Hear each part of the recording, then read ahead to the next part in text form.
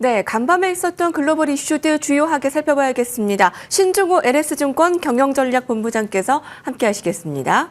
안녕하십니까? 네, 안녕하세요. 어제 이 시간에 본부장님께서 무게감 있게 봐야 되는 그 경제 지표 확인해 주셨잖아요. 그것이 좀 발목을 잡았습니다. 또 관세 예고도 있었고요. 미국 증시 마감부터 살펴본다면요?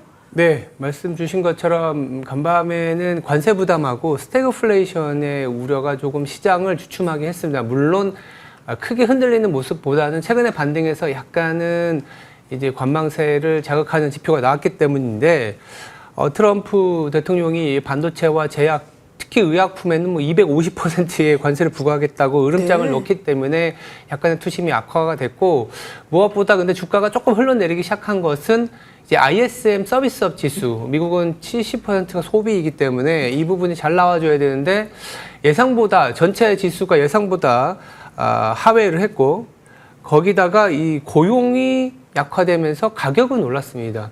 우리가 흔히 얘기하면 경기는 안 좋아지는데 물가는 여전히 높은 수준. 이게 이제 스태그플레이션이라고 하거든요. 네. 사실 그 방향성이 경기가 안 좋아지고 물가가 높아져서 스태그플레이션이라고 하는데 뭐 극단적인 스태그플레이션은 아니지만 어쨌든 실질 소득이 떨어지고 소비가 약해지는데 물가가 잘 안 잡힌다. 경기가 조금은 좀 어렵다. 금리 인하가 있긴 하겠지만 좀 여전히 투자나 소비의 그런 선순환은 아직 이루어지지 않는 거 아니냐라는 우려감이 간밤에 시장을 좀 지배했습니다. 의약품의 250% 관세에 으름장 놓은 것에 대한 또 부담감, 그리고 앞으로의 이제 서비스업 지표 더불어서 다른 경제 지표들도 줄줄이 봐야 되겠는데, 네. 일단 물가가 올라가면서도 경제가 좋지 않은 스태그플레이션에 대한 우려감을 좀 당분간 예의주시해야 되겠네요. 네. 예, 자, 오늘 신중호의 뷰 어떤 토픽 주셨는지 살펴보겠습니다. 흔들리는 투심을 잡아주는 것은 실적인데요.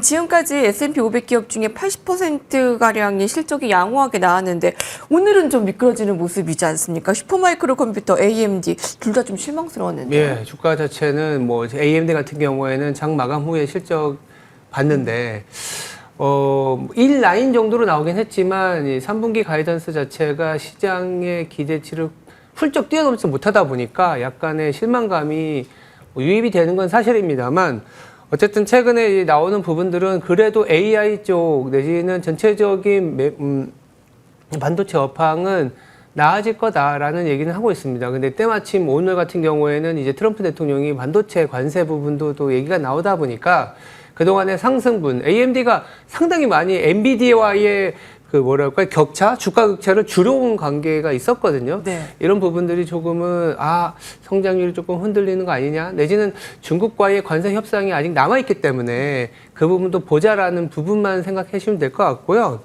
큰 틀에서는 글로벌 IB들이 지금 간밤에도 여러 코멘트들이 나왔지만 AI 그리고 금리 인하 이 두 부분이 결합된 성장 그리고 실적이 좋은 기업들 중심의 캐펙스는 여전히 유지될 것이다라는 점에 주목을 하고 있습니다. 일례로 그러니까 모건 스탠리 같은 경우에 클라우드 캐펙스를 이제 더 상향 조정하는 그런 레포트도 내긴 했는데요. 어떤 부분이냐면 최근에 나왔었던 이제 빅테크들의 실적을 천천히 뜯어보고 그리고 그들의 3분기 가이던스 그리고 향후 어떤 그 투자 집행 규모를 보니 올해 클라우드 캐펙스가 그래도 56% 더 증가할 것이다라는 얘기를 하고 있는 거거든요. 그러니까 실적 시즌과 매크로 상황을 본인들도 그리고 글로벌 IB들도 집계를 할 텐데 그 이후에 보니 오히려 예상한 것보다 더 클라우드 캐펙스가 더 늘어난다라고 본 겁니다. 물론 그 주도하는 거는 우리가 알고 있는 아마존, 마이크로소프트, 알파벳, 메타. 빅테크들이고 현금흐름이 왕성하고 실적을 막상 봤더니 우려보다 나았고 현금 흐름이 왕성한 상황이기 때문에 캐펙스의 의향이 더 늘어났다라고 보시면 될 것 같고요. 일단은 2026년 내년의 컨센서스보다 더 높은 상승 여력을 보여줬다. 그러니까 캐펙스는 결국 이 매출로 이어지는 거거든요. 그 매출이 이어지면 이게 PS, 그러니까 밸류에이션을 또 높일 수 있고 매출이 이어져야 고정비를 커버할 수가 있지 않습니까? 그럼 영업 마진이 개선될 수 있기 때문에 이런 부분들이 저는 미국의 시장의 큰 틀을 여전히 유지시켜주는 AI, 그리고 그 M7, 네. 캐펙스, 성장, 실적 이렇게 이어지는 연결고리에 중요한 어떤 선순환의 실마리다 이렇게 좀 말씀드릴 수 있을 것 같습니다. 예상을 훌쩍 뛰어넘네요. 오늘 서프라이즈는 뭐 슈퍼마이크로 컴퓨터 등에는 없었지만 네. 뭐 AI, 앞으로 이제 금리 인하 관련된 성장 캐펙스는 유리하게 유지될 것이다라는 네. 시각은 뭐 유지가 되네요. 네네. 네, 그래서 오늘은 뭐 스태그플레이션에 대한 그리고 이제 서비스업, 미국은 소비가 주를 이루기 때문에 소비 지표를 잘 봐야 되는데 그 부분이 조금 우려감이 있지 않았습니까? 근데 매크로 우려에도 불구하고 미국 시장엔 탄탄함 계속 좀 예상할 수 있는 거겠죠? 네, 맞습니다. 뭐 하루 정도 좀 눌렸고 최근에 리바운드의 회복력이 빨랐기 때문에 약간의 차익 실현이 있었다 뿐이지 지금 분위기는 나쁘진 않아요. 그리고 앞서 이제 캐펙스가 상향 조정된 부분도 있지만 무엇보다 중요한 것은 실적이지 않습니까? 네. 근데 미국의 실적 시즌을 아까 말씀 주신 것처럼 앵커분께서도 막상 뚜껑을 열어보니 뭐 실적의 80%가 예상치를 상회했다라는 내용이 나온 것도 있고 그리고 2분기 실적 시즌이 시작이 된 거잖아요. 그러면 3분기, 4분기 실적에 대해서도 눈높이를 항상 이렇게 조정하게 돼 있습니다. 통상적으로는 원래 기대가 높았기 때문에 분기 실적을 발표할 때 그 다음 분기 실적은 약간 하향 조정되는 감이 없지 않아 있어요. 근데 이번 시즌은 어닝 시즌이 시작이 되는데 3분기 실적을 더 상향 조정했습니다. 특히나 이제 우리가 흔히 얘기하는 커뮤니케이션과 IT, 이 커뮤니케이션이 다 빅테크들이 들어있는 부분입니다. 더불어서 이제 에너지 쪽, 그러니까 이제 투자와 관련 쪽, 그 트럼프 정부가 정책을 주도하는 쪽이겠죠. 거꾸로 이제 관세 영향을 직접적으로 받고 있는 쪽, 뭐 소비재 쪽은 조금은 부진한데 시장 전체적으로는 여기는 조금 제한적으로 관세 영향을 받기 때문에 성장을 이끌어가고 있는 커뮤니케이션과 IT의 실적 성향이 상향 조정이 매우 고무적이다라는 얘기를 하고 있습니다.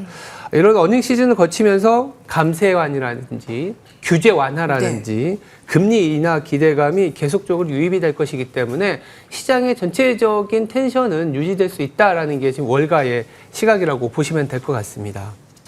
어닝 시즌을 거치며 감세한 규제 완화 그리고 금리 인하 기대가 이 부분을 좀 확인해야 될 것 같고요. 자, 아이비들의 좀 시각들 나오는 것들 좀 네. 확인해 주세요. 그러니까 월가의 약세론자라고 불리는 모건 스탠리의 마이클 윌슨 3분기에 조정이 있을 수 있다라고 얘기를 했는데 그것은 매수 기회다라고 좀 확인을 한다고요? 네, 맞습니다. 뭐 사실 잘 아시는 분들도 많은데 마이클 윌슨 하면 지난 한 강세장일 때 계속 약세를 부르짖으면서 조금은 조롱을 받긴 했었어요. 그리고 이분이 만약 간다고 꺾으면 시장은 오히려 하락할 것이다. 그러니까 반대로 베팅해야 된다라는 얘기는 했는데 근데 이분이 지금 얘기하고 있는 부분들을 잘 살펴보면 조금은 논리적인 부분들이 있기 때문에 지금 말씀드립니다. 그리고 지금 뭐 다들 이제 시장을 약간은 반반 금리 인하나 내지는 미국의 경기 침체도 있을 수 있다는 우려가 있기 때문에 마이클 윌슨의 어떤 전략 포인트를 좀 가져와 봤는데 일단 단기적으로는 밸류에이션적인 부담 때문에 8, 9월은 좀 조정이 있을 수 있다 8, 이렇게 9월은? 얘기하고 있어요. 예. 그리고 실제로 지금 8월 들어서면서부터는 높았던 밸류에이션이 좀 부담이 되고 있는 건 사실이지 않습니까? 그런 부분들이 이제 조정 뭐 강세장에서도 5% 내외의 조정은 나오고 있기 때문에 이 부분은 충분히 발생할 수 있다. 다만 이 구간이 팔아야 되는 조정이냐, 아니 그러니까 시작이냐, 내지는 살 수 있는 기회냐라고 봤을 땐 기회다라고 보는 건데 그 이유 중에 하나가 결국 아까 말씀드렸던 AI 캐펙스로 인한 성장성이 유지될 수 있다라는 점에 주목하고 있고 더불어서 이 금리 인하가 이 비용을 줄여주면서 투자 재원을 더 높여줄 수 있다는 쪽에 저희들이 말씀드리는 것과 동일한 시각을 유지하고 있습니다. 더불어서 일단 그 관세의 충격이 나타나긴 하지만 물가를 자세히 뜯어보니 모건 스탠리의 전략까지 자세히 뜯어보니 특정 업종에 국한되는 것이고 지수 전반에는 실적을 훼손시키지는 않더라. 그러니까 실적이 훼손될 것이라고 봐서 3분기, 2분기 실적을 굉장히 눈높이를 낮춰놨는데 지금 현재 솔직히 말해서 뜯어보니 뭐 생각보다 나쁘지 않다라고 나오는 거죠.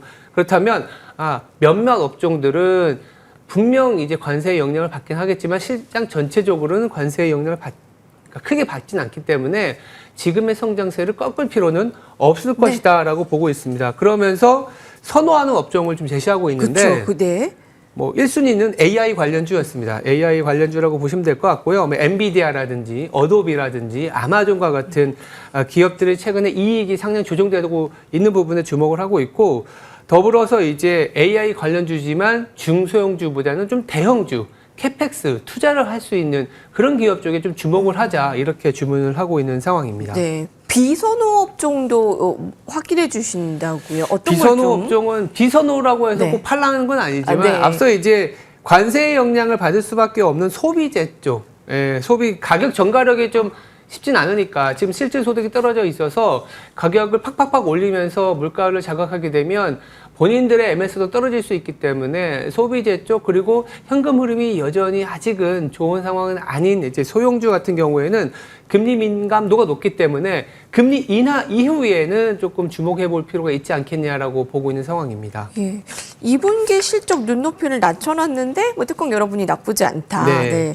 예, 그 부분과 함께 더불어 금리 인하에 대한 기대감 그리고 8, 9월은 좀 계절적으로 좋지 않은 구간이네요. 네. 네. 조정 오기 좋은 구간으로 매수 기회 어느 쪽을 봐야 되는지 좀 살펴주셨습니다. 네. 신중한 신주고 본부장님. 네. 오늘 말씀 감사합니다. 네, 감사합니다.